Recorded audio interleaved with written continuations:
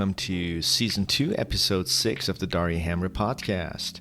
Today I welcome a very special guest and a colleague of mine whom I admire mostly for his genuine and caring character.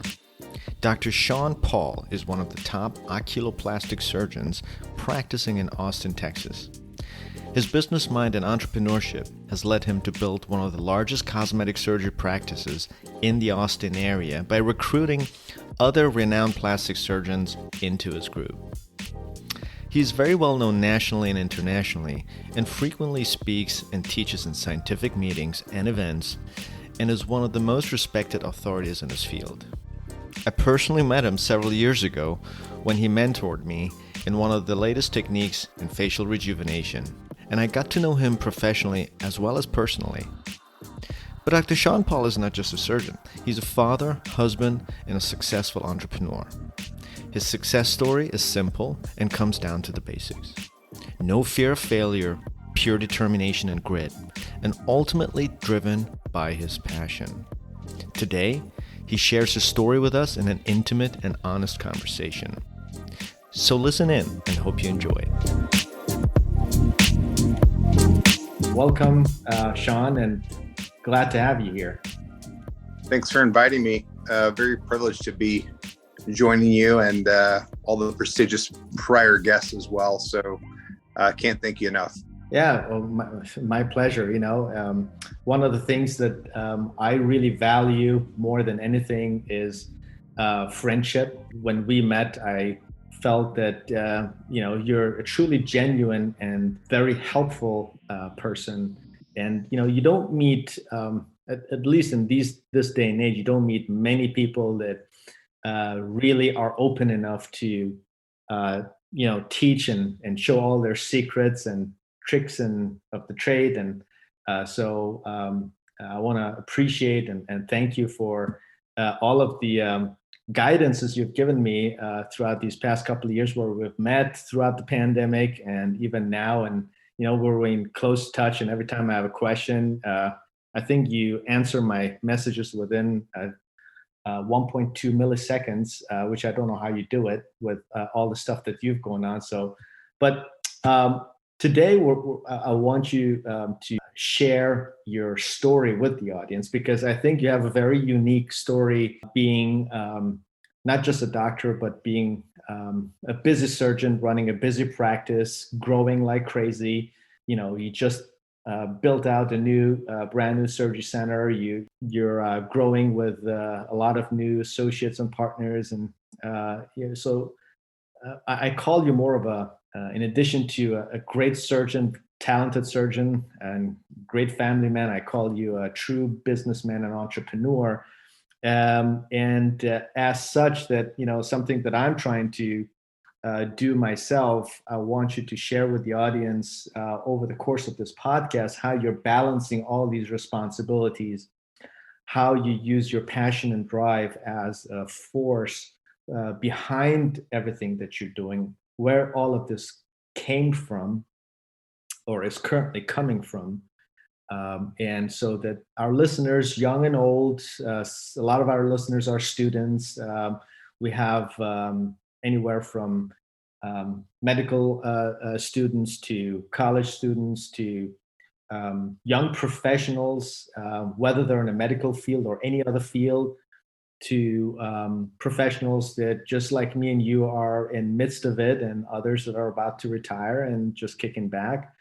So tell me, Sean, just for context, where did you grow up before we get into the nitty-gritty? Where did you grow up, and how were you as a kid? And give us a little bit background about yourself. Well, that was an amazing introduction. First of all, I feel very humbled to get someone who is 10 times more accomplished than myself. But I think it's all about friendship, and I think our friendship is started in a very common place in the aesthetic world, which is learning new technology and adapting. And when we do these preceptorships or training sessions, we're investing in new technology, and it's not always about the technology, but it's about how did you get the word out. I think that's what we can talk about a little bit today on how you let people know what you're an expert in or what you enjoy, which is, I think, what we're all trying to figure out, what we really enjoy. So a little bit about my background. I grew up in South Texas to phenomenal parents. My dad immigrated from India to Chicago in the 70s, and him and my mother both just did not like the cold weather. And so one of his medical school colleagues was down in South Texas, and they found a home, and he became the general practitioner and obstetrician for the town. So he was the town doctor, basically, everybody's go-to guy. He started to join a partner and then ended up growing his own practice to multi-specialty physicians, about 18 to 19 doctors, I think was the final total. And he ended up running the business. So as they always say, the apple doesn't fall too far from the tree. I went through junior high and high school, was very much into academics and athletics both, was, playing in the state tournament for tennis and varsity basketball for 3 years and finished near the top of my class. But really it came down to just, that quality time of mentorship with my parents and my family to stay humble and stay grounded and, always focus on the academics, and all the opportunities would come your way. Very typical for first generation, immigrant family. We're trying to make sure that you are proud, but also not losing track of what you want to do. For a lot of first generation kids may choose a career that they don't want to do. Mm-hmm. So as I was applying to college, my father told me, he was like, hey, if you want to be a doctor, make sure you get a good business background. And so I was accepted into multiple schools across the country.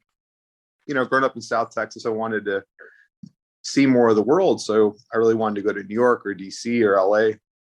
And then just ended up going to Austin, Texas to visit the school just to appease my parents, and was accepted into what's called the honors or business honors program. Now it's called the Canfield Business Honors Program. And it was essentially an MBA school as an undergrad. And so, that was sort of my initial background. And immediately, instead of taking, elective classes that were a little bit more relaxed, did pre-medical studies plus the honors program in business, and then served as president of the undergraduates in the business school there. Always had that knack of pendants leadership. I don't know which one it was, because I always was tasked with additional things to kind of stretch my mind. And also I loved just planning events and being social and working in a team, which was a great part about the case-based learning that we had in the business aspect of our school, because we worked with MBA students, and my colleagues. And we were, my first internship was with as a strategic consultant for Dell in Austin as well, under Michael Dell's team, which was a really cool experience to the operations of a large Fortune 100 company at the time.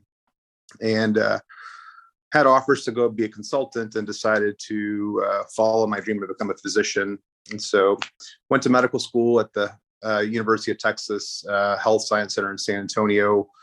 Was pretty convinced I was going to do plastic surgery from a young age, but my roommate was an ophthalmologist. And so I ended up applying to ophthalmology, and very quickly I knew I wanted to do oculoplastic surgery, and went on to the D. McGee Eye Institute in Oklahoma City, and then did a 2-year eyelid and facial surgery or oculoplastics practice with the ASOPers organization, which is a 2-year fellowship. So 6 years after training across the globe, or across the world, really looked for jobs in other countries, looked at jobs locally, academic and private practice, and really felt like I was cut from a different cloth and wanted to kind of do my own thing. So hung up my shingle almost 7 years ago in Austin, and the rest has kind of been history, where started solo this. And now you mentioned something, sorry to interrupt, but I don't want it to get lost. You mentioned something that you realized that you just wanted to start something yourself. How did you know that? I mean, because we have so many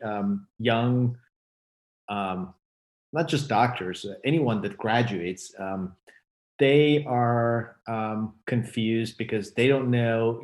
Because they always ask me, like, what should I do? Should I join a business? Should I start my business? It's like they don't know where to start. And I felt like I knew from the very beginning, but I want you to explain, how did you know? Like, how do you know? You wake one morning up and you say, I know this is what I'm going to do. I'm going to start my own business. And, you never had your own business. You never started up anything. Where do you get the, I guess, not just motivation, but get the courage to do that? And why weren't you afraid of failing? And how do you look at failures in general? Going to a competitive honor struggling business, going to a competitive medical school, competitive residency, going to the most competitive in ophthalmology, it's all risk, and if you're not a risk taker, if you are very conservative, you pick conservative paths when it comes to careers. You pick a safe job, you pick more the safe route. I think for me, it was a challenge. And there was no safety necessarily from going. And I remember specifically I interviewed in St. Paul, Minnesota at a practice there. And I remember the partners of the practice talking to me like I was their revenue center, because they weren't doing what I did. And they were like, "Oh, you'll make us more money doing this." And I just remember like, "Hey, we got one shot at this world, at this life. We got one shot. So why not just do what you enjoy?" Mm-hmm. If I didn't want to I didn't love cataract surgery. It just wasn't my cup of tea. If I don't want to do that, why should I do that? Mm-hmm. And I loved aesthetics. My mother was an esthetician. She's still around. I mean, my mother's an esthetician. My father was an entrepreneur. And you can try to run from your genes, but you just can't. Yeah. And so my mother was also a fashion model when I was younger. So there was something about that space with entrepreneurship in the business. Like, if you cut my parents in half, I'm probably 50-50. It sounds to me a lot of it is like a combination of DNA and just emulating your role models, which I feel like from listening to you, clearly your parents were one of your important role models in your life. And tell me if it was different or if you had any other role models for that matter. Yeah, I think parents definitely in my household played a great mentorship role. But of course, as I went into the workforce, which I did, between being a strategic consultant with Dell and then working in operations, I ran, restaurants across South Texas on operation. I was cooking fried chicken. I was taking trash out. I was managing people's schedules. There's never a task that you're too good for. And I think that's really important. People can think that doctors are uppity or snotty or they're not good enough to do something, but you have to kind of know the roles from open to close in an operation. And so it's interesting, as when I was in residency, I actually worked with the chairman of ophthalmology at my medical school, and I helped him improve the efficiency operation of the eye clinic, because there's different stops. You have to take photography and check pressure and things like that around the eyes. So I just loved it. And I thought that creating that sort of aspect of my own would be interesting, because as we all hear about from other physicians, that's the inefficiencies in the operation, which are frustrating for the patient, frustrating for the doctors. And I just like to make people happy. And you can ask my wife, you can ask my family. Like, I'm a people pleaser, and I think that we definitely are. Mm-hmm. That's part of what I do. Hence, I respond to people. I close the loop. My biggest pet peeve: people don't close the loop. And I think that's just something I like to close the loop and move to the next topic. Otherwise, I feel like there's an open-ended discussion that just didn't close, and that's one thing that doesn't sell well with me. So, anyway, long story short, I think, it's been fun adventure kind of starting my practice and seeing it grow. And I wouldn't change anything for the world. I mean, academics is great, but I found teaching in different aspects with technology. Research is great, and I do that now too, just clinically, not in the lab. But really it comes down to the patients. If you don't want to be, you can be a businessman in a lot of different avenues, but you really have to like patient care. Mm-hmm. And we talk about failures. I think when you forget about your patient in front of you, which is very easy to do, you're going to business and getting busy. I think that's where you can overlook some of the important things and why you did it. And I don't think that I've done that in particular, but I think it's important to note that, like, very easily, you have to remember someone's coming to you with the insecurity or a medical problem, and you're there to help them and educate them. And that makes me really happy. And so I think it's always good to go be critical of your consultations, of your own consultations, be critical of your own photography, be critical of everything possible, because otherwise, you just can't get better. And so that. So to you, what standard do you like? How do you set your standards? Like, who do you or what do you compare yourself, your work to? And do you have or had someone that you always looked up to that you said, we all have, at some point, especially very early in our career, we have certain role models we look up to, and we try to, I guess, we use them as a motivation, because whether it is we admire them, whether it is we just love how they do things or what they do, kind of like as a child, whether I remember, I actually played both tennis and basketball myself. It's funny how many commonalities we have. It's kind of getting funny. I loved, growing up in Germany, Boris Becker was one of my heroes growing up, and then Andre Agassi, being Persian, he was one of our heroes. And as far as basketball, of course, I went on the court. I usually tried to copy the Jordan moves. I wasn't as talented, so I couldn't jump that high. But ultimately, looking and admiring those types of successful people or icons, it's kind of like they challenge us, and they forced us, at least me, to just get better and just keep working at it. Not that I thought that I'm ever going to match it, but it just using it as a north.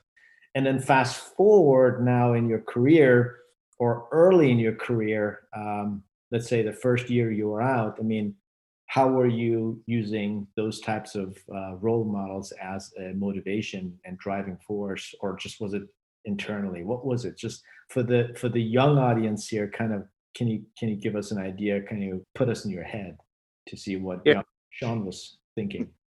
I think sports is a great analogy. Being a former athlete, I think the Pete Samprases and the Jordan and LeBron James, those are great people to mimic, but they literally are 1 in a million or 1 in a billion type characters. Sure. You have to kind of see what else is out there. So of course, my father was a great inspiration when it came to like time management, still being a father, still going to the sports games. Like, so there's that part of it. There's the personal side where you're running the business and being the family man. I think from a creative standpoint, I'm a car guy. I think Enzo Ferrari, to me, I've studied him quite extensively, and I think his goal of the aesthetic plus the operational efficiency to simply be the best is a great motivator. And I think it's nice to see someone who didn't care what other people thought about him, but really focused on what he thought about himself and how he could make his product better. Because that's a big, and this is a good pearl, I think, that we can take with us, that we can share it to with younger entrepreneurs, is you spend a lot of wasted time worrying about what everybody else is doing, and instead of focusing on your own craft. And I think that's so important to really strive for perfection.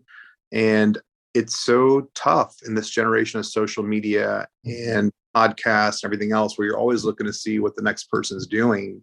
When in fact, if you would spend 90% of that effort focusing on your own personal, professional, spiritual growth, I think you'll be happier.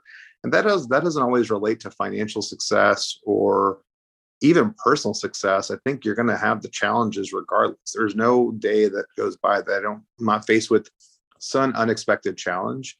But truly, it's how do you lose the race to Le Mans to Ford and then come back and win it 10 years later and build a better thing. It's about dealing with the adversity and responding.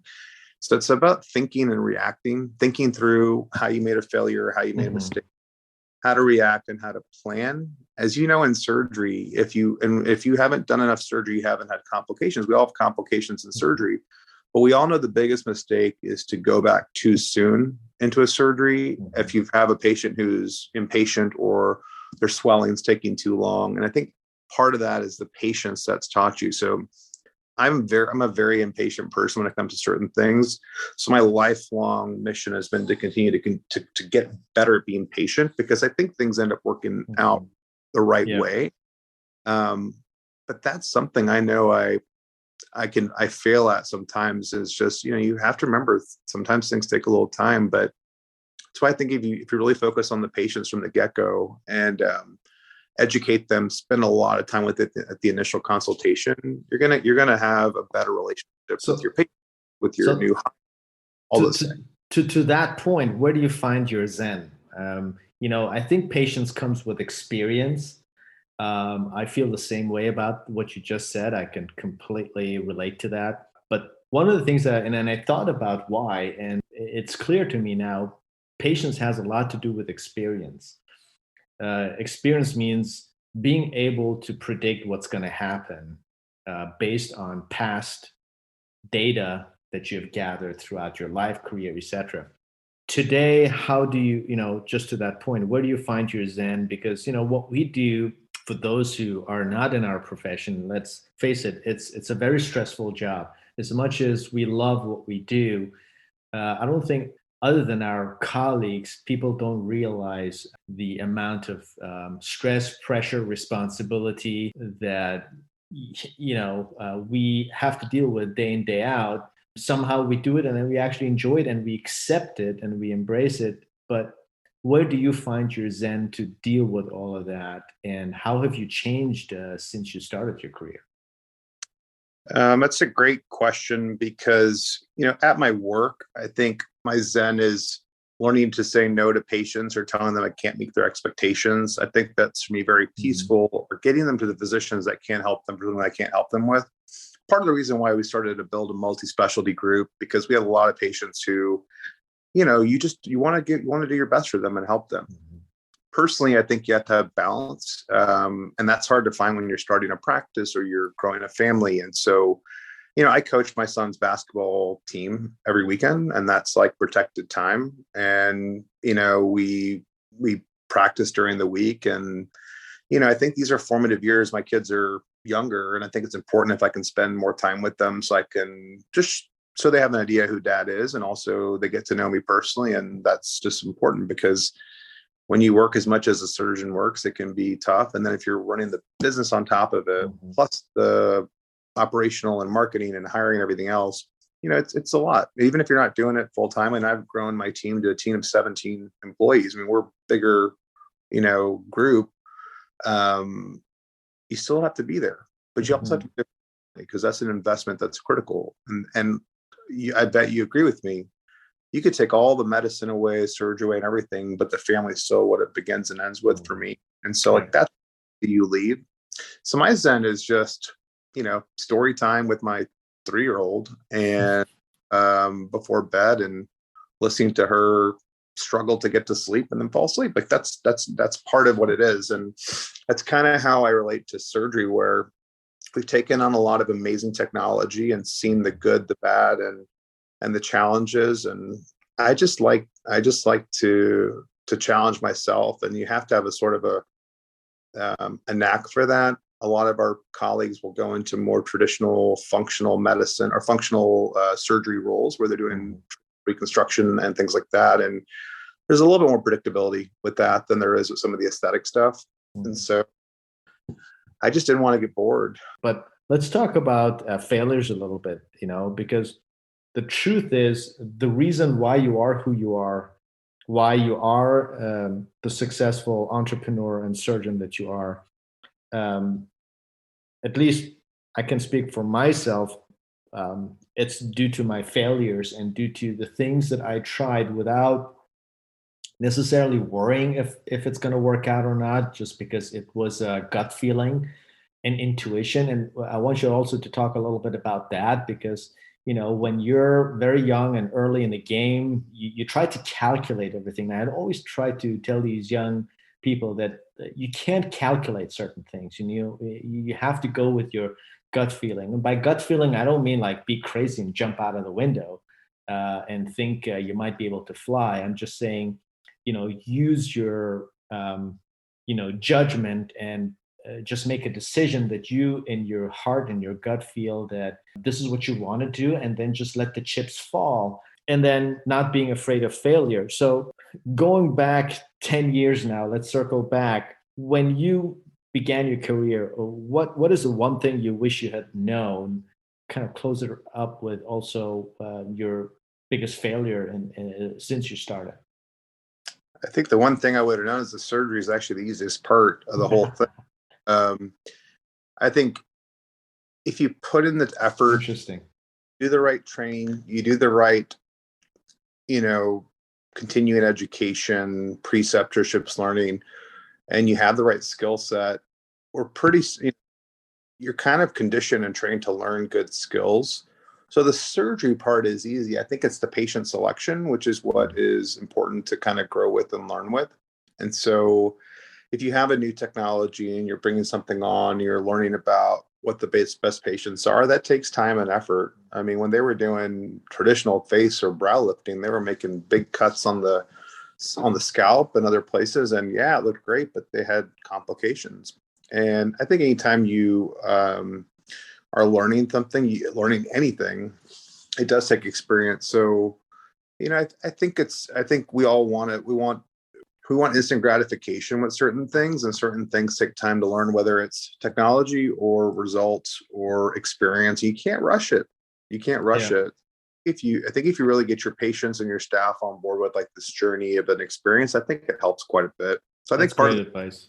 Yeah, part of the failures, I think, is expecting too much whenever you understand that, hey, just there's a learning curve to everything. And so that's definitely been an experience. And I think it's made me a better surgeon and a better, even though I think the surgical part is technically not as, it's definitely challenging if you don't do a lot of it. But just like you do a facelift in your sleep, basically, I mean, that's how things get as you do more. But just like if you had a car repair guy, you bring him a broken exhaust, he can fix it in his sleep, and that takes experience and time. But the nuances is what you pick up over time, and becoming a bit more conservative and becoming a bit more in tune with how patient's skin type is, what their texture of their skin is, where the fat actually sits versus skin versus adhesions from old surgery. Those are little nuances you pick up with time. And I think that it's just not a race. It's not a race to get there. I think it's about the journey, which is, I think, important to remember. I can't agree more with you. I think one of the biggest things, I feel the same way. What I've learned, just like what you just said, just in different words, is just learn to be patient. And another thing is just trust the process and try not to rush things, just like a lot of young business entrepreneurs, they want to get rich fast. They just want to rush it. And they forget it's about the process. As long as you enjoy the process, like you said, life is a journey. And if you don't enjoy the journey, if you don't enjoy the process, there's no way you're going to be successful, because we're going to get to the definition of success later towards the end of this podcast, because I also want to know what your definition of success is. So remind me to ask you that question. But to me, as long as you enjoy the process of whatever that is that you're doing, the chips just will fall the right way, and you can't just rush things. I like what you say about patient selection and let things just heal, just do the right thing and just trust it. But what about the business aspect? What are the biggest failures in the business aspect of things? And what is, as far as the business aspect, is what you would, because you said you have liked knowing that the surgical aspect is the easiest. Obviously, this means the business aspect is the tough part. So, knowing what you know now, what did you wish you had known I think all of that 10 years ago? Yeah, I think there's two major pearls I think about when it comes to what I wish I knew earlier, or what advice I probably got but I didn't listen to earlier. I think the best advice I got actually was from my dad, of course, who's an awesome mentor and has been through a lot of it. But he said, if I had a particularly stressful day or particularly stressful issue on, whether it's electricity, some bill was high, or the EMR is acting up, or the accounting isn't making sense, or whatever. Or it was, hey, that, we need to improve our revenue stream in this part of the practice, and we're spending more money here. They said, hey, remember, your problems today are going to be completely different in 12 months. Sure. And so I think that was important to keep perspective on. Again, just like we said before, it's being patient and going through the process, understanding that you have to kind of set time to learn the skills, but also go through the process. I think you also just can't just let things go. Like if something's awry and you don't know how to read a profit and loss statement or a bank statement or your credit card bill or just basic things you would assume people know how to do that run a business, like educate yourself. So invest in your time to learn that side of it. Just because you're a darn good surgeon or a really good operational, either figure it out or hire someone you trust to do that for you. And if you really have no interest in doing that, hire someone that's better than you at that position. Mm-hmm. And although it may be painful to pay them to do that, because you just say, well, why would I do that? Well, think about the time you lost, sure, figure out a skill. So I think hiring people that are very skilled and good at things that you aren't skilled, and surrounding yourself by people who understand aspect of business better than you do is important. Because it's so funny when we're in training going to a job, everybody talks about overhead percentage and overhead this and overhead that. Like, what you actually call overhead is so subjective by the practice. You can run a 70% overhead practice and be amazingly successful and live a very comfortable, great life. You can also run a 30% overhead, have to do every single part of the job, be extremely stressed out, but keep more money in your pocket and not get to enjoy it. So, I mean, you have to decide what that balance is. I think, I don't know if you realized you just, like, about 2 minutes ago into your conversation, you mentioned probably the most important word in the whole podcast here, which is, I don't know if you remember, you talked about perspective. Mm-hmm. And I think the one thing that differentiates someone early in a career that doesn't have much experience to someone seasoned as yourself, the main difference really is perspective. What we have gained over the years, the most important thing that we have gained, the most important asset that we have is nothing but perspective. Because you can't have perspective if you haven't been there and done that. And once you've been there, done that, that experience gives you perspective. Now, there are many people that have more experience than me and you together. But if you don't have enough self-awareness, if you're not observant enough, you won't be able to utilize your experience to help you with gaining perspective. Because you could be a hamster on a wheel for the rest of your life. You could, like you said, run your business with 30% overhead, but run like a hamster in a wheel, never get to enjoy anything because you just don't have time because you're doing everything yourself. Why? Lack of perspective. You could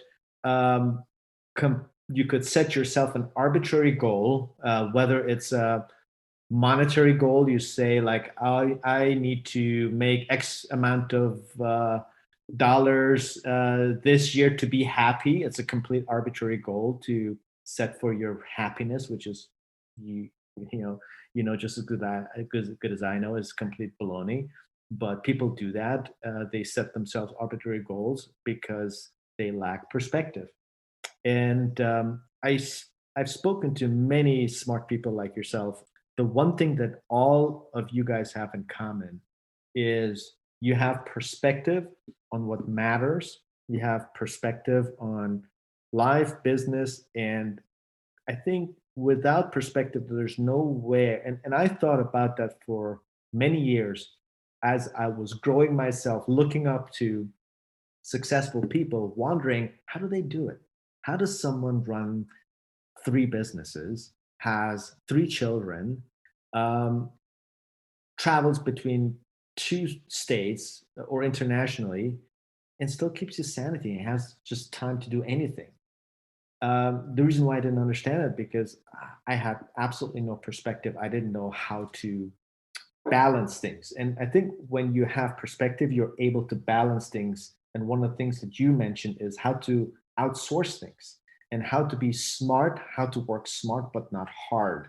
And I think those are the things that I recently got into just by having conversations with people like yourself.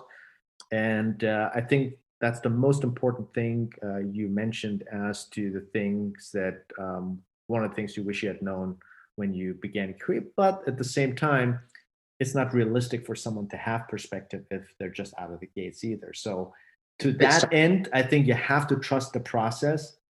one of the things I could tell you what I did, I just tried not to reinvent the wheel. I just looked at successful people. I asked them questions. I asked them how they did it, and I just did what they were doing until I slowly figured it out. And then slightly, I then modified it based on my own values, based on my own life, based on what makes me happy. And I just modified it, but used their strategies as basically a framework, and just still doing that just by having a conversation with you right now.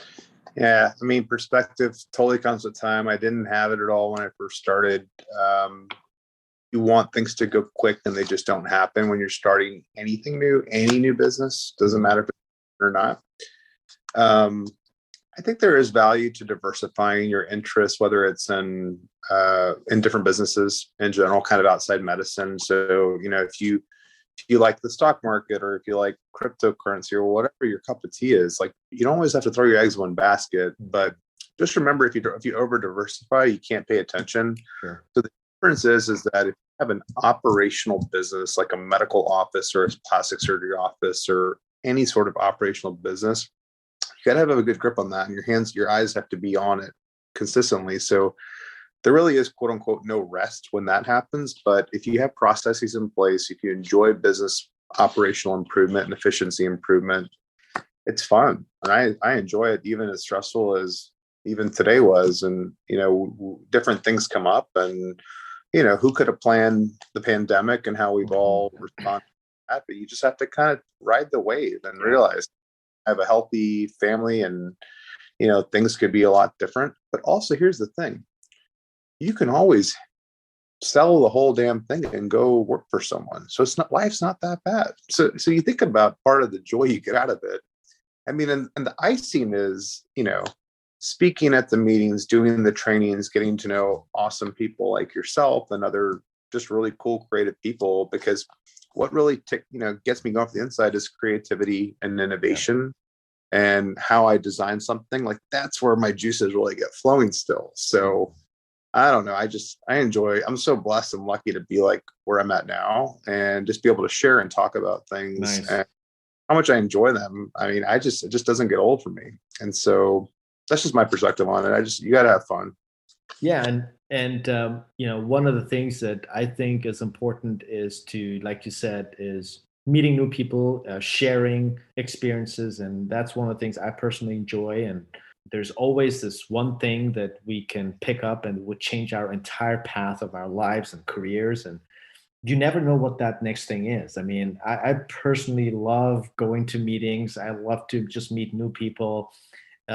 Even if sitting at the bar and chatting to a random person, that random person could tell you a story. It could completely give a new perspective to your entire life. And that one thing that question that was always hovering above your head, all of a sudden you have the answer. So I think being open-minded and being curious, I think that's the word. Curiosity is just such a big key to learning and being humble. For me personally, I can tell you personally, the younger I was, the more I thought I knew. The older I get, the more I realize how much I don't know. And it's very interesting. I get humbler with every year. I get older, and the more experience I gain, I become more humble. And that's a other thing that, as a young entrepreneur, doctor, person, human, whatever you want to be, you just don't realize. And I look at my 14-year-old son. He's a teenager. I mean, he very much reminds me of myself, where I had discussions with my dad, and I thought, I knew everything. I knew everything better. Little I knew, I didn't know anything. But it's just one of those things. I think it's part of growing up, of maturing. And I think one of the biggest advice I could give young adults and professionals. I can't believe I'm saying it like I'm old myself. I still like to think I'm young. Correct me if I'm wrong, but it's that thing that how do you tell someone that's so young, energetic, and motivated to slow down, especially if you look in a rearview mirror and you are not like that yourself. How do you do that? How do you teach someone that? How do you teach someone patience? Can you do that? It I don't. should you do that? Should you even do that? Maybe it's designed by nature that you're I supposed to be think like that. I think it's 1,000% down designed by nature. I mean, I first of all, my name is Sean Paul. Second of all, I started a disc jockey DJ company when I was old. I just loved it, and my parents never, discouraged me. They let me be me. Mhm. I didn't hurt anybody and didn't cause any problems, but I was doing interested things. They would ask me about the financial side of things. How are you going to pay for that? How are you going to figure that out? How are you going to play a tennis tournament and then go do that event? Like, those are things that I think about at age 14. Most kids at age 14 aren't doing stuff like that. They're just, playing at the park and having fun and enjoying school home. But I think that it's so nice to if I go back to those days, to have the freedom without the financial risk of be able to be free and do your thing and just see what you really enjoy. And as a parent, I can only hope for my kids to want to do whatever they want to do. But of course, where did that drive come from? Because you mentioned that you were trying to do. I was like that myself too. But where did you find that motivation and passion and drive from? Like, to do all these things, and how do you look at your kids, and how do you see them? Are they similar or are they different? But how did you? Where did you find the drive and passion to do all of these things? I mean, tell me, where did that come from? Did you ever thought about it? A $1 billion question. I have no idea. I mean, I could easily default and say it's my parents, but my parents really wanted me to do whatever. Mm-hmm. Well, they were just guiding you, but the drive came from you. And I think where did that come from? I think I just figured out what I really enjoyed really early on, and I learned to balance. I was able to keep. Some people are great at juggling lots of tasks at once. I'm a good multitasker, and I think it just reflected my personality. But I really can't pinpoint where it came from or why I didn't just. I was just going to focus on academics or just be an athlete. I think a lot of it was, I went to a school that I was able to do academics and sports and balance that pretty well. And always set time to get the homework done and do the athletics. But I just wanted to have fun with everything. And as crazy, as cheesy as this, fun, I wanted to enjoy something and do something that's kind of out of the box. And not everybody's like that. A lot of people draw color within the lines, but that's kind of reflected from my career, innovation wise, what we've done at our practice. So I think that there's got to be a genetic component to it, man. So I don't know. 100%. I think that combined with parenting, I think these are the two most important variables. Is obviously DNA. It's your personality, like you said, and the second thing is parenting. And what I mean by parenting means that as parents, I think if our children are motivated to do something, is not to stop them or put limiting beliefs in their heads, like you can't do both. Like, I hate it when some say you can't do both. I'm like, why not? How do you know? How do you know I can't do both? Maybe I can't. So I think as parents, the best thing we can do is exactly what you said about your parents. Just ask questions like, how do you think you're going to do it, as opposed to telling them you can't do it. Just make you think and then let you figure it out. And whether you will be able to do it or not, well, time will tell. Or it's actually a good thing, because it's actually a good thing even if you fail, if not better if you fail, because when you fail trying to do both, you will realize it's a good lesson, and then you take that with you for the rest of your life and you use it to grow from. And I think as parents, we shouldn't like in today's day, I feel everybody's trying to be a helicopter parent to protect their kids, or just make sure their kids do things so other people don't frown upon, or just it's other people's opinion is just so much important, or keeping up with the Joneses and all of these things, that we almost like suffocate our kids not to be able to do what they want. If they want to do go and be a DJ at night and the next morning play a tennis tournament, so what? What's life even about? It's about doing things that you love, that you're passionate about, not necessarily the outcome. And we have to be honest. I mean, there's a lot of kids out there who are at different socioeconomic and other situations, I couldn't do the stuff I did. Like, I got to shoot straight with that. Like, I didn't have to work to pay the bills, keep the lights on. I didn't have to do that. So I'm not going to sugarcoat that at all. But I will say is that I really was thankful for the opportunities my family afforded me to do, and didn't take them for granted. I know a lot of kids just, just kind of stuck with the status quo, and that's their lot in life and that's their choice, but I wasn't going to be me. I mean, I have this internal fire and I just freaking love it. I love it. I love that I still have it. I love that I'm not burnt out. Yes, certain situations will make you a bit stressed, but that's life. You can't deal with them. But that is something I just purely hope I can pass on to my kids, which is an internal just yearning for learning, yearning for challenges, because that's what makes you grow, I think. Because I think you get too comfortable and life's predictable, then what's life about? So I'm just very blessed and thankful I had those opportunities early. You don't even really know about that until you're a little bit older anyway. Right. What we're about. But I just take every opportunity and see what interests me and how I can improve it or how I can learn something new. And that's kind of just something you either have or you don't. So tell me, what are the things that you're right now in your business managing yourself actually are doing yourself? And what are the things that you're outsourcing, having others do that you used to do and realized, well, I don't really have to do it. I can find someone that knows it better. And so how have you changed in the past several years, and what are the things, which hats do you wear now, and what do you delegate?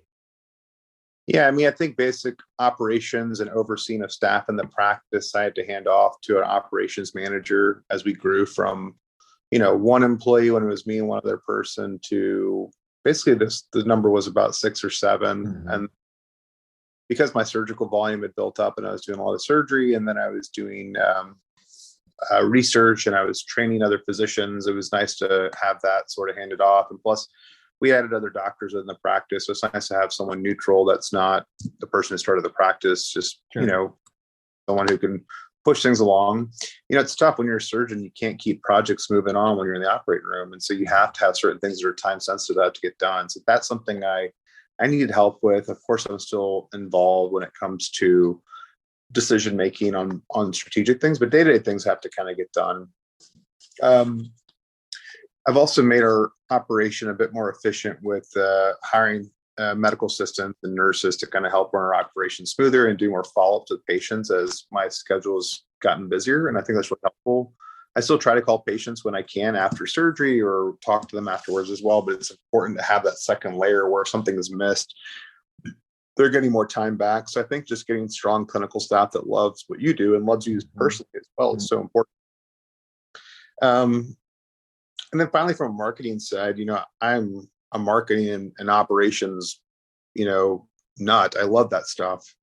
But different strategies when it comes to social media, SEO, Google AdWords. It's nice to pick people's brains who do it for a living. Understand if you're going to grow, if you're going to launch a new service line, let's say it's like hair restoration, which we're launching, next week.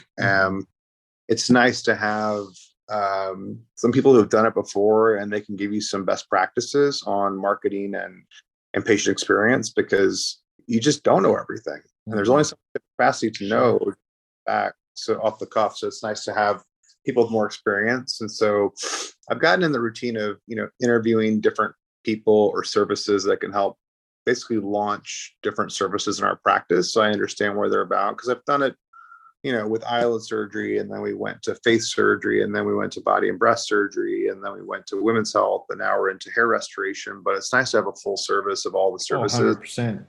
But you don't always know the nuances of what patients are seeking or looking for. And so it would have been really easy for us to stay and be eyelid surgeons only. But I think that and word of mouth would have got pretty quick. But, when you talk about direct to consumer marketing, which is going direct to your consumer who's looking for something aesthetic, that creates a whole nother business plan that's been kind of our new challenge. So it's been fun. It's been fun to learn that side of the business on growing something that was new, that there's a need for, and that can be fun and a new skill to acquire as a surgeon. So what is your, let's segue into marketing now. You mentioned social media.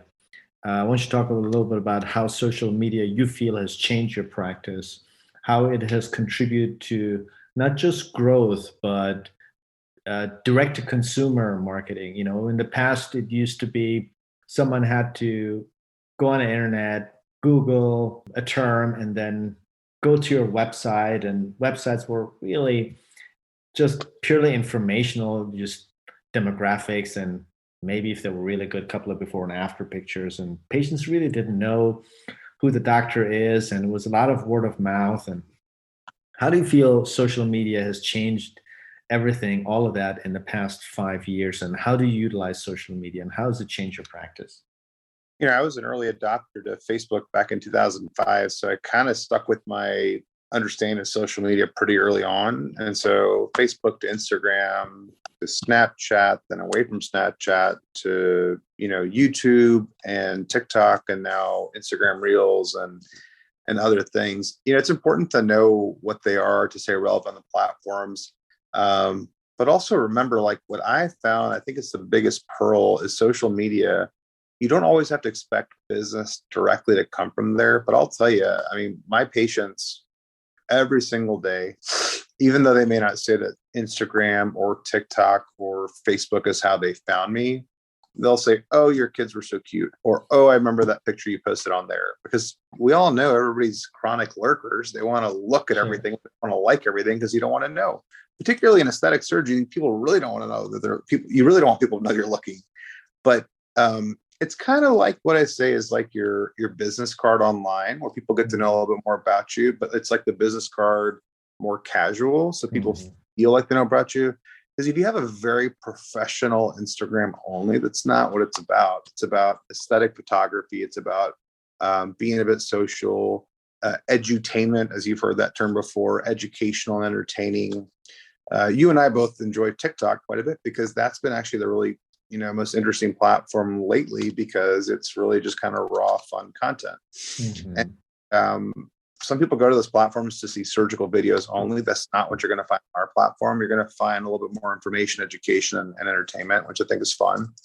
Because here's what I tell my marketing team is, hey, you know, from a business standpoint, if people are on their devices, there's only so much time that they're going to use their device for, and so much on a certain app. So you're already competing with, like, you know, their Nest Cam app and their, you know, their bank account app, and then also then the social apps. So the social apps usually dominate everything, right? But then you're talking about Instagram, Facebook, TikTok are the top three right now. TikTok's number one now, and then Instagram and Facebook. And so if you aren't, and then when they're scrolling on that account, the minute you come to their page, you got to have something that's catchy, you know, and going to entice them to watch you. Because you're not competing just against other aesthetic surgeons, you're competing against the entire world. Yeah. Well, the new trinket that TikTok is getting advertisements for, or, you know, a Chanel purse, or a new, you know, sports car or something. You're competing in a luxury space. You're also competing people's space in their heads, which makes you start to think, wait a minute, I'm trying to get in people's heads, which is really, as we watch some of these documentaries, social media is so haunting these days. But it is important to understand that if you're going to do something, people will refer to your page. They'll go up and look more about you. So if, let's say you're going to go to you in the DC area and want a rhinoplasty consult, for example, they'll look up your website, but then then their spouse will go to sleep. And at nighttime, they're going to look up and find who you are on social media, just like the day before their appointment. If they don't already know you, they're going to hear about you. And that's really where it's important to have like a real raw version of yourself. Of course, like some of that filter up there, but man, like that kind of information or soft touches on there, like I 100% agree. I think, sorry to interrupt, but I 100% agree, because I think it's an important point you just made. Never ever before were we able to know someone literally as good as we do today by, of course, it depends how genuine they are and how genuinely they represent themselves on their social media accounts. But never before has it been that easy to get to know someone. And I, just like you said, I have patients come to me for the first time and they actually verbalize, they're like, it's funny that I'm meeting you now, but I feel I already know you so well. How's your baby doing? Like it's like you said, they go and do their research, and based on how genuine and how well we balance our social media to let our audience get to know us, it's like people have great bullshit detectors. You can't like bullshit your way out of something. You either are who you are or you aren't, and people will recognize it. And I think one of the biggest services we can do is, like you said, a balance between a professional side, but also informational, educational, but also entertainment, because it's the best way for someone to get to know you as a person. I think that matters even more than necessarily your results, because there's many talented surgeons out there. There's a lot of good docs there that have great results, and you can see their before and afters. But ultimately, I think when people make decision as to who they go to, they want to get to know you. They want to know if they feel comfortable with you, they can relate to you, they like you. Because in business and sales is about not just about liking the product, but also liking the person. And I think social media has made it very easy, if you use it wisely and smartly, to relay that message and that emotion to someone that is in need for your services. And I'll say, like, as a aesthetic surgeon, don't compare yourself to other doctors. You have no idea what their price point is. You have no idea what their actual volume of surgery is. You really have no idea if they're a good surgeon or not. Sure. And you also don't know how much of their content's paid, unpaid, influencers are paying for. I mean, it's so screwy. But just know that they're going to attract what they're supposed to attract. If you go look at some plastic surgeon's page or facial surgeon or whatever it is, like any sort of cosmetic in the cosmetic field, if they have like the same sort of likes over, like the same comments on their page 100 times, like that's kind of weird. They have the same, if everybody's like a bot influencer, that's fine. Actually, that's okay. The thing is if you're a consumer, what you place value on. If you place value on celebrities always telling you like, hey, this is the best person, that's okay. But celebrities, they're celebrities, right? For a living, they make money endorsing things. So you have to remember that things are always too good to be true. So I think part of our social strategy change is really focused on like who we really are as people. And if you've followed me on social, which a lot of people have for a long time, I've kind of changed it. I mean, we were really focused on like, who is coming in our practice, everything else. And now we've kind of changed it to where it's like, hey, here's more about us, and here's more about me as a person, and here's more about what kind of person I am. And some people said I've kind of pumped the brakes on it, but I'm like, no, this is actually a very strategic change in that people want to kind of see who you are more as a person. Of course, in marketing 101, they always say, you don't talk about yourself, have someone else talk about you. If you look at kind of the old style infomercials, you always have testimonials given on, oh, this was a great person. But remember, even those testimonials are code too. So it's really, but that's the past. A lot of these marketing quote unquote self-proclaimed marketing experts, they base their suggestions or their recommendations based on the past. I think you can't really look, because it's so ever evolving, and you have to look at consumer behavior, and you have to be able to use current consumer behavior data and extrapolate it into the future, and kind of guess where, kind of like anticipate where the puck is going, not where it is right now. I love Wayne Gretzky's analogy in that regard for a sports fan out there. But I think you're onto a good point there. It doesn't matter what necessarily marketing experts say, because really everything they say or know is based on the past. And we live in an era where the present and the future, I mean, is changing so quickly that there's almost no norm anymore. I mean, social media has changed the playing field so dramatically. I mean, there is still people that don't have a TikTok account and come and give me advice on marketing. I'm like, where are you? I mean, TikTok is like the number one growing social media, and you don't even have a TikTok account and you're a marketer and give me advice. Like, it's just like today. I mean, what I do personally, I just go by my gut feeling. I try to listen to people, see where most of the convos take place. And having teenage kids is a good way to start with, but you really have to look where it's going, not where it has been in the past, because the past doesn't give you anything today, especially in the world of marketing, as to what you should be doing. And I think that's why me and you and so many of our other colleagues have taken it in their own hands to really manage their marketing themselves, because uh, I don't even know if it. I don't know where it's going, but all I know is that you just observe your own behavior, see what you're doing. And that's probably what everybody else is doing too. Yeah, but just to add to your point, to know where the puck is going, you have to study it. Sure. You have to study. Yeah, you have to inform yourself. It's not like going to come to you like something from the sky. Yeah, just because you're a financial guru or real estate guru or doctor guru or whatever, don't just assume that you're going to. Yeah.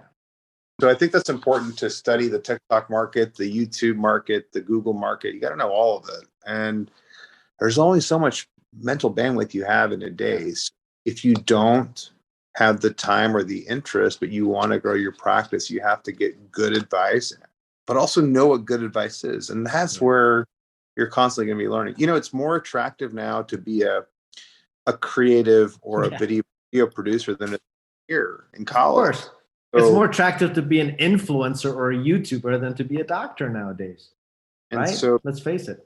Where the values are changing, but also it just shows you that it makes you wonder though, right, Daria? Is it the fame or the notoriety that people are more drawn to? It may be, we don't know, like from the basic point, or is it truly getting the word out on who you are and what you do? Because if you haven't noticed this, and I have noticed this, even the true organic influencers who started and were just good content creators, they kind of sell out.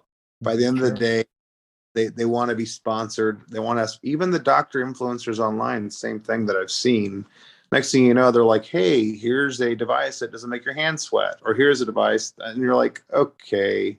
And so that's I'm talking about too, just in general, that happens. And so I think the big things to remember are that, you've seen those commercials, right? Just it pops up on you, like cringeworthy. Cringeworthy, but I think it's also important to remember the values in our field. The value still is on the patient-doctor relationship. So I think if you really make it patient-centric in our field, 100%, make it educational toward them, and give them an insight into who you are as a person, I think social media serves its purpose. I think the key word is value. What you're talking about is value. As long as you bring your audience, the people that seek your services, as long as you bring them value, doesn't matter where they are, that's when you get the attention. You bring people value and don't ask for them. I mean, I go on some social media accounts, it's constantly like, hey, do this and get that. It's almost like you're luring or asking for something, as opposed to just give them value. And that alone, people will trust you if you're genuine and give them value. You don't have to work that hard. You don't have to sound like a car salesman, And I think that's the key that you just mentioned. Or do a cheesy spin on being a car salesman, and that's also catchy. So you never know what actually works.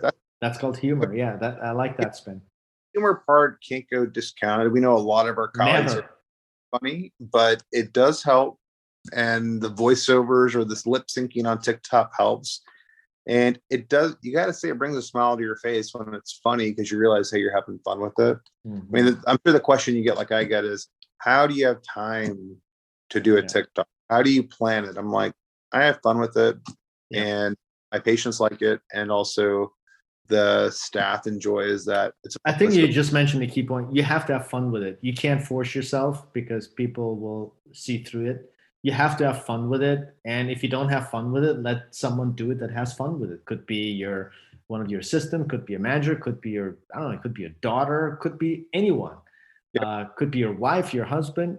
If you don't have fun with it, of course, don't do it. Do something else. Write a text or something. Just write a little novel about it and just post a picture. You don't have to do a video necessarily. Do what interests you. You know, one of the perfect example is one of my former guests, Dr. Stephen Dane. You know, I call him the philosopher. I love reading his posts. I mean, they're long. I mean, someone with a short attention span, he would never read it, but I love reading his posts because it's just so it's very inspiring, and I love yours. Yours are hilarious. I mean, it's just like you know, everybody has their own style, their own way of communicating, and the variety of all of these things makes social media what it is. You know, I hate it when people demonize social media because they say social media this, social media that. It just consumes a lot of people's times. Listen, no one put a gun to your head to go on social media. You're doing it yourself. It's just exposing who you are. It's just like anything else. It's like when I was a teenager growing up in Germany, all kids used to smoke. You know, that's not, you know, the tobacco industry's necessarily fault. That's like the society's fault. And, you know, teaching kids you know, how to balance what's good and bad. So human weakness gets always exposed. It doesn't matter what it is, whether it is social media, whether I remember my dad was talking about TV back then. When he grew up, TV came out and people were demonizing TV the same way they are today demonizing social media. So I think like any tool, social media is just a tool that helps us to succeed and to do the things, to use it as a valuable tool, but at the same time use it as a tool that's not too valuable. Just like you could stab yourself accidentally to death with a knife, or you can just cut food with a knife to survive. You know, that doesn't make the knife a good or bad thing. It's who uses it. And I think just to put some perspective on all of this for people that may be confused about social media, I think it's just another tool, and you use it the bad way, it hurts you and others. And if you use it in a good way, it helps a lot of people. And yeah, amazing community aspects of social media. 100%. A lot of people in our field are struggling with the same issues when it comes to either running your own practice, building an aesthetic practice, or, you know, see some of these photos of celebrities and want to talk about it and say, hey, there's something we got to discuss here, because it can be helpful for patients to know what's really going on here. And so that's why some of those topics bring people together. And of course, it's nice if part of it can give patients insight into who you are as a person and your approach, because that's what they're going to feel in person when they see you. Yeah, 100%. And this is part of the Mythbusters that I wanted to get to, because it's just a very hot topic and current topic. And, you know, I think our society is a little confused about what, you know, social media actually does. And they're so quick to blame everything on social media. Segueing into myth busting, you know, what's the most common myth about your profession that you would like to debunk right now on air? I think that, you know, it's a good question. So, I mean, a myth about the aesthetic industry in general is that we're superficial. For the layman, yeah. Yeah, I think that we think everything is that it's a superficial field. I'm sure you got some comments on your post. I mean, I get them. It's like, why would anybody I just did the rhinoplasty patient was super excited and, you know, loves it, and someone posts like, there's nothing wrong with her nose. Why would anyone ever do that? This is like, it's on TikTok. best. TikTok is brutal. I like it because they just come and troll you, but it's based on their belief, and I respect I'm empathetic towards that person because that's what they truly believe. I mean, you could see it as someone who's trolling you. Maybe they're just in a bad place. I mean, who else would go on other people's account and troll them if they had better things to do? But ultimately, it has to do with some societal, I guess, opinion or whatever you want to call it, or myth about what we do really as aesthetic physicians. Yeah, I think that if you tell those people? You go read the comments on anything, I think you're asking for trouble. I think you just have to post what you feel good about and do it. You don't know who's behind the comments either. And sure, but let's assume it's a person that truly has distorted view about what we as aesthetic physicians do for people. What would you? How would you debunk that? Experience, they may have watched a TV show or something where there were people doing over aggressive surgery. I mean, there's all sorts of opinions, but remember, just in general, cosmetic surgery is a luxury, right? Mm-hmm. And they may have deeper problems that they're dealing with. Like makeup, like doing your hair. It's like makeup. I agree with you. And so for them, they may not prioritize that, particularly in the younger age group. I think that, there's a misunderstanding of what cosmetic surgery is. It's not to make yourself look prettier or different. It's really to help your self-confidence. I think it's important for us to remember, particularly on platforms where you have filters, and filters are being banned now for influencers all across Europe. It's going to happen in the US too, because it's so important that you are authentic. I think that the part I love most about aesthetics is that you really help people improve their self-confidence. And 100%. It's that total opposite of the perception of you're changing someone. It's this person and I have a relationship. We're sharing our journey together with you. And it's important for you to know that, hey, if you have this issue, you can be helped a certain way. Doesn't mean you have to do it, but at least talk to someone like myself or my colleagues who can help you and see if it's the right decision for you. Now, if I just posted that on TikTok, no one would respond to it, right? Sure. So if we post like a trend or a journey, then hell, I mean, that's going to be more listened to. And so I think it's fun. It's fun for me still. I think it's very sacred as well. So you want to make sure your patient's on board with everything you're doing when it comes to posting. But I think you'll always have people who wonder why, and it's like, if people don't know, they don't know, and they're going to assume something is not good. But educate yourself. I mean, you have Google. Look it up and see why people are doing it. But don't get bothered. 100%. I think what you said is correct. We try to help them with their self-confidence, self-esteem, and just make them just feel better. It's not like we're not saving lives; we're just improving lives, and that's one thing. Is like anything else. Like you like to wear your favorite shirt. You like to put makeup on, and you do your hair a certain way, or I don't know, whatever that is. It's I think it's really what we're doing is what's familiar to everyone. They're doing it just in different ways. Last question, that I ask all my guests is, what would you have asked yourself in this podcast that I didn't ask yourself? You did a really thorough job of asking questions. It's great. I mean, this is pretty thorough. But if I were to ask myself something, I would say, well, how many times a day do you get told, do you know your name is Sean Paul? I mean, I think that comes to me by half my patients. It comes to me by half my staff. Very, very recognizable name. I do know my name is Sean Paul, but no, I'm just all jokes aside. No, I think you did a great job. Thank you. And I think it's good to be very candid with with people that are out there looking for advice, because you and I both know this the best. At every meeting we go to, it's not what you learn in the lecture hall, it's what you learn in the back of the hall or at dinner afterwards. That's when the real learning begins. And what I love the podcast, giving this in a very non-intrusive fashion and kind of off the cuff, which is really, people can just hear how the real learning takes place after school. And, 100%. I'm so glad you're able to catalog this and share this with others. Oh, appreciate it.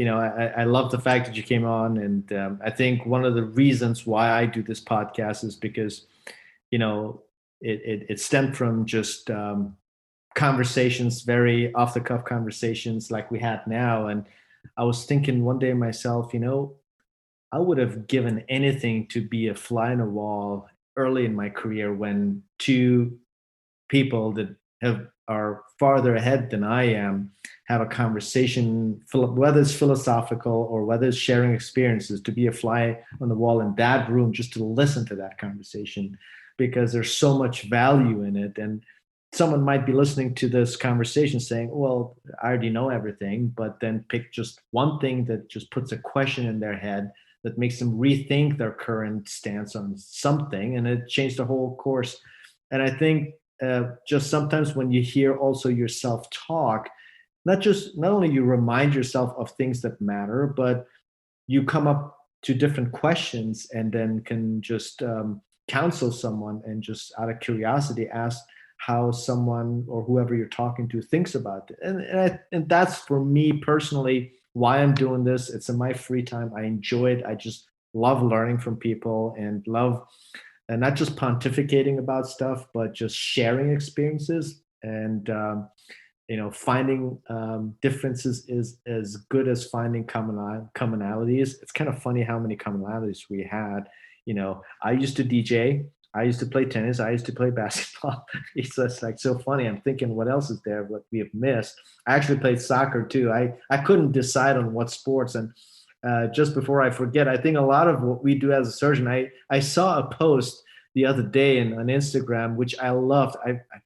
I'm trying to think who that was.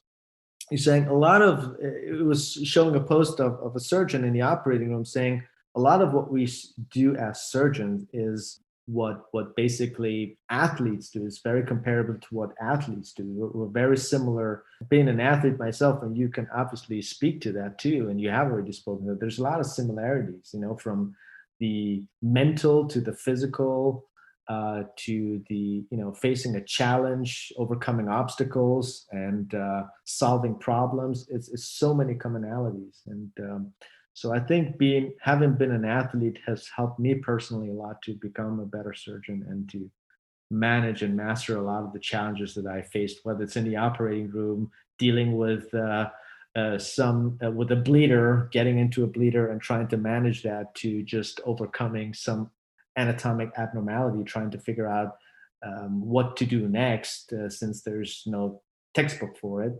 and just also being patient and enjoying the process. And so I thank you very much for this conversation.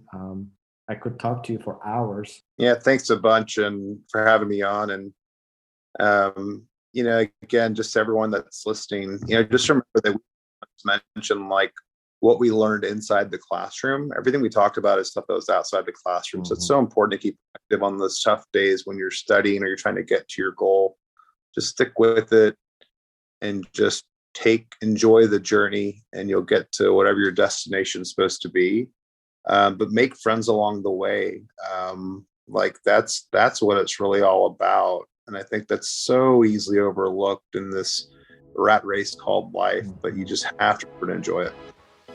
Love it. Great advice for all of you listeners. I hope you enjoyed our conversation with the one and only Dr. Sean Paul. Thank you. All right, episode's over. Hope you enjoyed my conversation with Dr. Sean Paul. If you want to get in touch with him or find out more about what he does, you can go on his website, www.austinfaceandbody.com, or just follow him on Instagram at Dr. Sean Paul. Thanks for listening in, and please don't forget to subscribe and leave me a review on iTunes, Google Podcast, Amazon, wherever you listen to your podcast. Until next time.